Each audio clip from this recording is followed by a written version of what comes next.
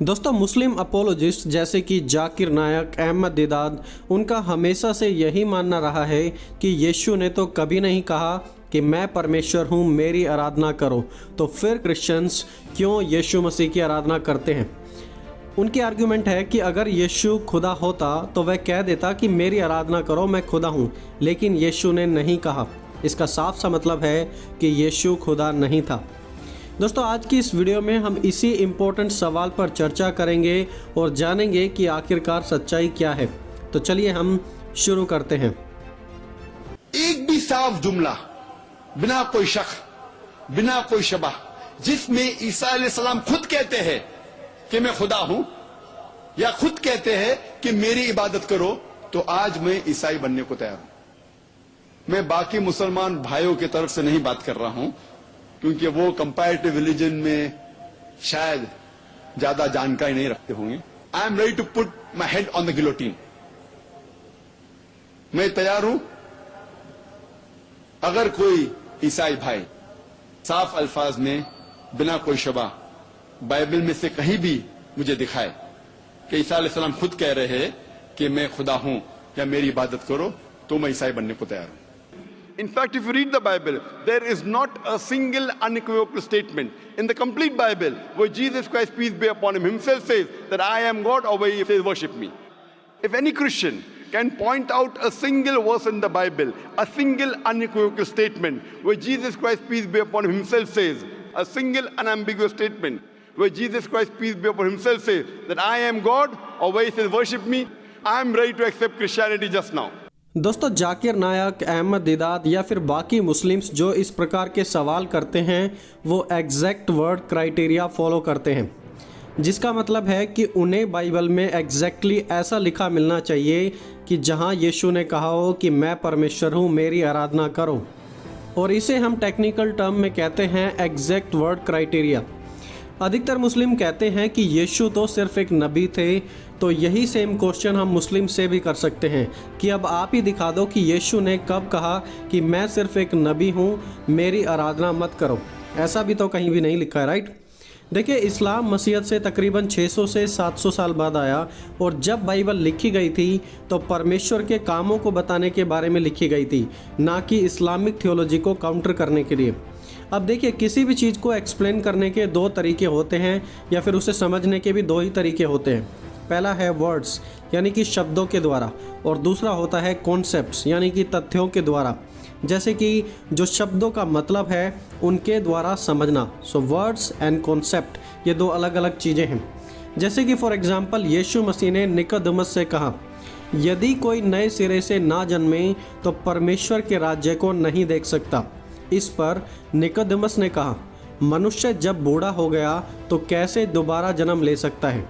क्या वह अपनी माता के गर्भ में दूसरी बार प्रवेश करके जन्म ले सकता है? तो निकोदेमस यीशु मसीह की बातों को सुनकर कंफ्यूज हो गया, क्योंकि वो सिर्फ शब्दों को समझ रहा था, या शब्दों के पीछे जो कॉन्सेप्ट था, यीशु मसीह क्या कहने की कोशिश कर रहे थे, उसे निकोदेमस नहीं समझ पा रहे थे। जबकि ऐसा कहने के पीछे प्रभु यीशु का कॉन्सेप्ट था, और वो प्रभु यीशु मसीह ने आगे बताया भी। प्रभु यीशु ने कहा कि मैं तुझसे सच सच कहता हूँ, जब तक कोई मनुष्य जल और आत्मा से ना जन्मे तो वह परमेश्वर के राज्य में प्रवेश नहीं कर सकता। क्योंकि जो शरीर से जन्मा है वह शरीर है, परंतु जो आत्मा से जन्मा है वह आत्मा है।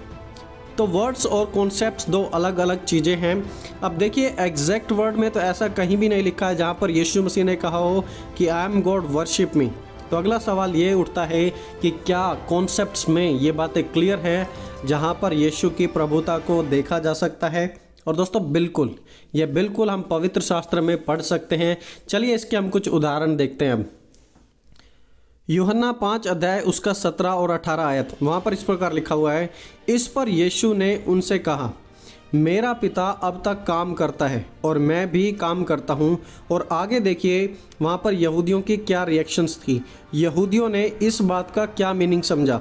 वहाँ पर लिखा है, इस कारण यहूदी और भी अधिक उसे मार डालने का प्रयत्न करने लगे कि वह न केवल सब्त के दिन की विधि को तोड़ता था, परंतु परमेश्वर को अपना पिता कहकर अपने आप को परमेश्वर के तुल्य ठहराता था। यानी कि यीशु मसीह अपने आप को परमेश्वर से कंपेयर कर रहे हैं और यहूदी लोग इस बात को अच्छे से समझ गए थे कि यीशु अपने आप को यहोवा के बराबर बता रहे हैं। और देखिए, ये बात बाइबल के बाहर नहीं लिखी, बाइबल में ही लिखी है, लेकिन मुस्लिम्स इस चीज़ को हमेशा इग्नोर करते हैं क्योंकि वो सच को कभी जानना नहीं चाहते, सिर्फ और सिर्फ बहस ही करना चाहते हैं। चलिए अब हम पढ़ते हैं मरकुस 2 अध्याय उसके 5 से 7वीं आयत। वहाँ पर इस प्रकार लिखा है, यीशु ने उनका विश्वास देखकर उस लकवे के रोगी से कहा, हे पुत्र, तेरे पाप क्षमा हुए। तब कई शास्त्री जो वहाँ बैठे थे अपने अपने मन में विचार करने लगे, यह मनुष्य क्यों ऐसा कहता है? यह तो परमेश्वर की निंदा करता है। परमेश्वर को छोड़ और कौन पाप क्षमा कर सकता है? तो देखिए, आप साफ तरीके से पढ़ सकते हैं कि वहाँ पर खड़े शास्त्रियों ने कहा, यह ऐसा कैसे कर सकता है, क्योंकि ऐसा तो सिर्फ परमेश्वर ही कर सकता है। तो पाप कौन क्षमा कर सकता है? सिर्फ और सिर्फ परमेश्वर। और यीशु ने पाप क्षमा किए, इसका मतलब यीशु कौन हुए? परमेश्वर। Clear, right? और वहाँ पर खड़े हुए शास्त्री इस बात को समझ गए और वहाँ यीशु को चिल्लाने की ज़रूरत नहीं थी कि मैं परमेश्वर हूँ, मैं पापों को क्षमा करूँगा, मैं पापों को माफ़ करूँगा। नहीं, यीशु ने सिर्फ और सिर्फ परमेश्वर वाले काम कर कर दिखा दिए और अपने कामों से क्लियर कर दिया कि मैं ही परमेश्वर हूँ। दोस्तों, महानता हमारे बोलने में ही नहीं लेकिन हमारे करने से पता लगती है। यीशु ने वहाँ पर सिर्फ बोला ही नहीं, लेकिन प्रभु यीशु मसीह ने अपने कामों के द्वारा प्रूफ कर दिया कि वो ही मसीहा हैं और इकलौते परमेश्वर के पुत्र हैं।